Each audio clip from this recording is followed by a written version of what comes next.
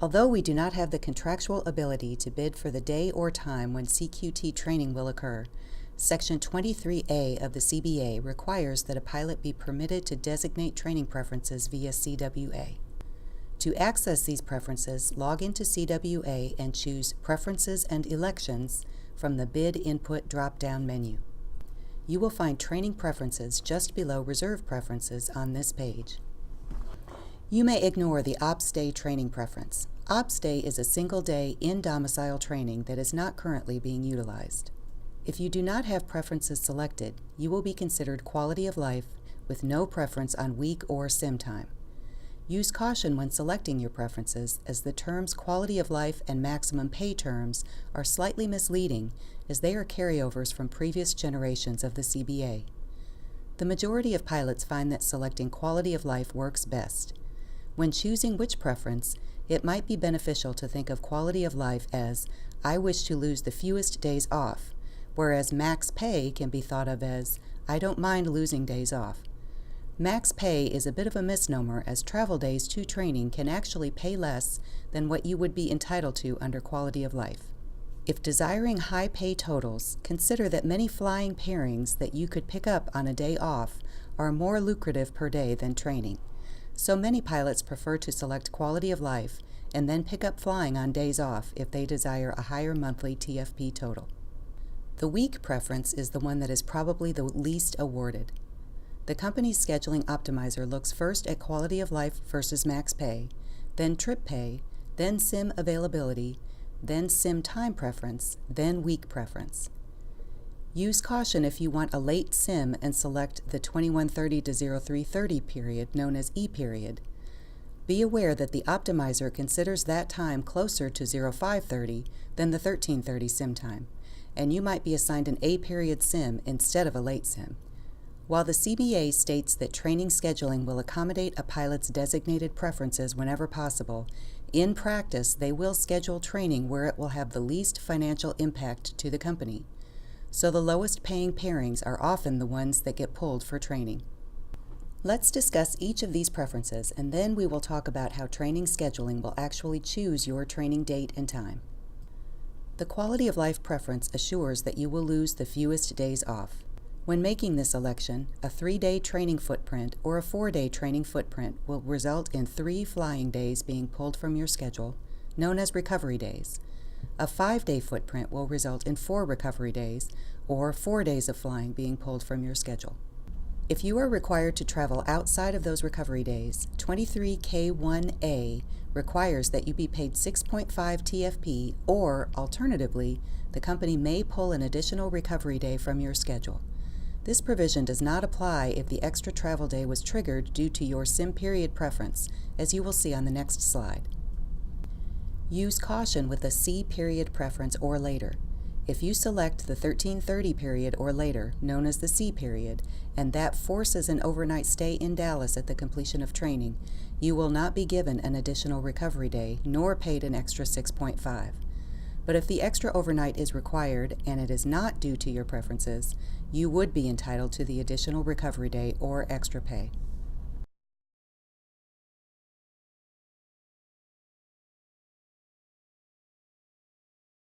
If you select maximum pay, you are requesting that training scheduling schedule your CQT on your days off.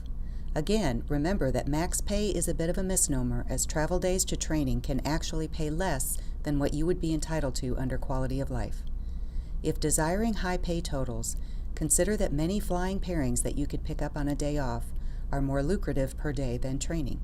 So many pilots prefer to select quality of life and then pick up flying on days off if they desire a higher monthly TFP total.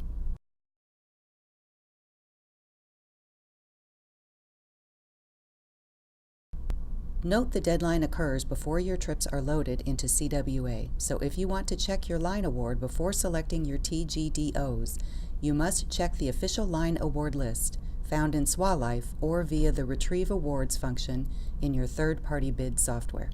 Unfortunately, since their first priority is scheduling travel to and from Dallas with minimal cost to the company, these preferences are often overlooked. Statistically speaking, week of month and simulator period preferences are not reliably honored. For example, A Dallas pilot requesting an AM simulator period may find that he or she has been assigned a PM simulator period. Why? Because there is no travel time for Dallas-based pilots, whereas training scheduling might try to assign AM periods to pilots who need to travel to Oakland or Baltimore at the conclusion of training. In some cases, training scheduling will schedule you to travel on the same day that you will attend the first day of CQT ground school. If this happens, remember that your duty day includes checking in 30 minutes prior to scheduled departure time of your deadhead, travel to Dallas, 45 minutes to get from the terminal to the training center, and the first day of CQT ground school. The duty day ends 30 minutes after ground school concludes on that first day. This entire duty day, including deadhead travel to training, cannot be longer than 12 hours. If it is scheduled greater than 12 hours, contact training scheduling for a correction.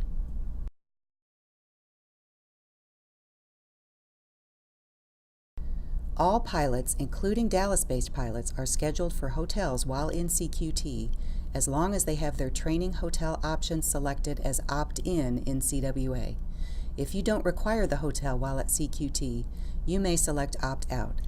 However, you must still call training scheduling if you are properly scheduled to deadhead the same day as ground school, but wish to get a hotel room in Dallas the night before technical ground school. It is recommended that you make this phone call as soon as possible once you know your training schedule. Must-ride travel between your domicile and Dallas will be provided at your request. Unlike normal deadheads as part of a flying pairing, you are required to make the reservation for your deadhead travel, even though a deadhead flight is shown on your training pairing in CWA. You may choose to book the deadhead flight shown on your training pairing, or you may pick another one more suited to your needs. See your crew base coordinator, or use the deadhead training flight request form in the EFB. Note that the company will not overbook a flight to make your reservation.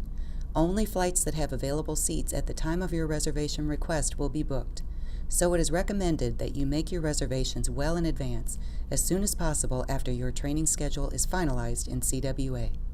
Of interest to commuters is that you may also book must-ride tickets for training to and from your Southwest commute city. However, at the completion of the training event, the company's only obligation is to ensure you can be returned to your domicile. So if there are no flights available that would get you back to your home city, but there are flights that would get you back to your domicile, the company is not required to provide you a hotel in Dallas. If you choose to access offline travel into or out of DFW Airport, note that you are entitled to reimbursement for normal ground transportation expenses between DFW and Love Field. Regular GDOs do not prevent training from being placed on that day. Training scheduling is only required to honor training GDOs known as TGDOs. Here is an example where a pilot had training placed over his GDO. While placing a GDO doesn't hurt anything and might be useful if a training scheduler happens to notice it, again, the company is only required to honor the TGDOs when scheduling training events. TGDOs does not mean a particular trip is protected from being pulled. It only means you will not be in training or traveling on those days. The yellow bar represents a trip that was on the pilot's schedule originally, but was pulled by training scheduling.